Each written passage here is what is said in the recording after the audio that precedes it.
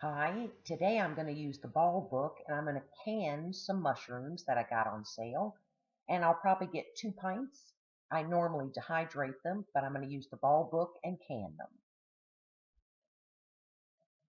So I have a pot on to boil 5 minutes the mushrooms. My lids are in hot water and my kettle is on because I'll be filling the pint jars with boiling water. So here are the 4 pint packages that I got on sale for mushrooms. I'm going to be using my mushroom brush and I'm going to clean them and then I'll slice them into chunks basically. But I love my mushroom cleaning brush. Very easy. So the ball book tells me to place them as I slice them in water and I'm using lemon juice so they will not turn brown. I'm going to slice some of the discolored edges off of the stems, and I will keep those and dehydrate them for mushroom powder. These have already been cleaned or brushed, and I'm placing them in the cold water with lemon juice. And basically, I'm cutting them in half. The larger ones I'll cut into 4. But the little pieces I'm going to use to dehydrate and turn those into mushroom powder.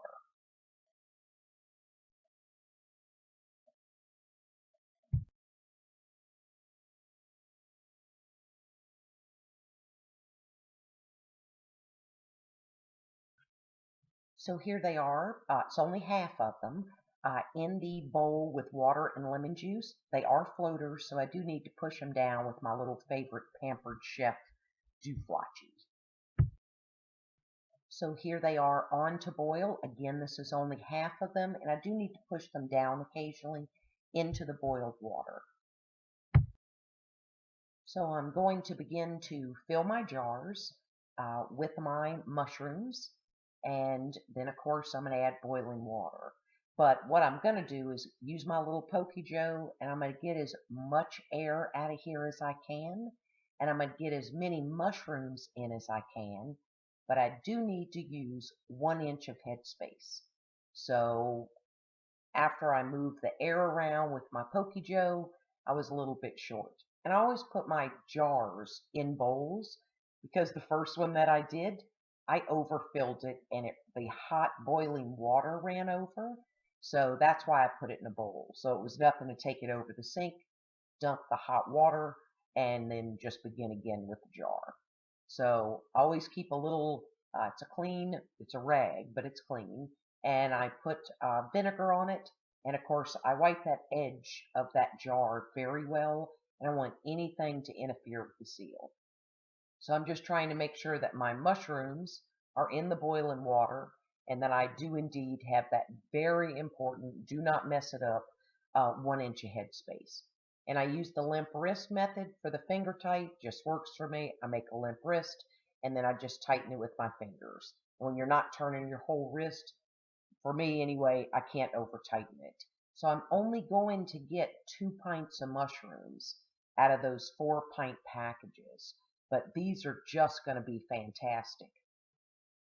The ball book did tell me to discard the water that they cooked in, so I did discard it, and then I simply, as you can see, had a colander sitting in a bowl so that I could transfer them, because I did have to, with that many mushrooms, I did have to boil twice. So I put half of it in there to boil 5 minutes, then I drained it on the colander into the bowl, then I did my second batch, put it into the colander, and then I don't know why, but then you rinse the mushrooms again. But a lot of people don't clean them first because it's going to come off in the rinse. I'm cleaning mushrooms first, and it's dead easy. So I'm just putting the water in there so I get to 1 inch of headspace. Again, I want to make sure I get any air out of it. And of course, before I put the lid on, and I do use ball or cur lids, then I want to make sure that I wipe the edge of that jar with my little rag and vinegar on it.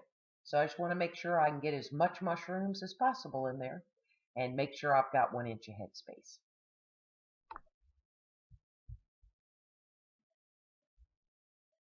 So 2 pints out of those packages and a lot of little stem ends that I can dehydrate and turn into mushroom powder. Very easy to do. So far, so good.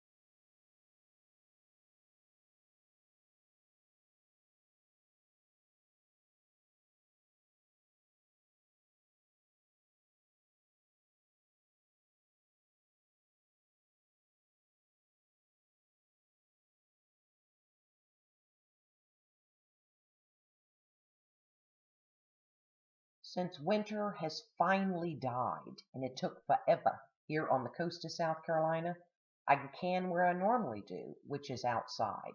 But I do have to make a little redneck windbreak. It is very windy, so that's what the chair and the cushion's for.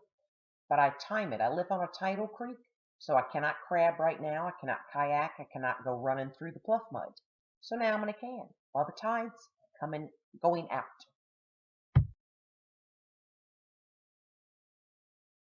So I had to beef up my redneck windscreen with 3 cushions on 2 chairs, but I'm getting it so the wind doesn't blow out my flame. Well, here are my 2 pints canned. I absolutely love canning. I love the whole process of it. I love that I took them out and that water is still boiling. So I did 45 minutes at 10 pounds of pressure for my area.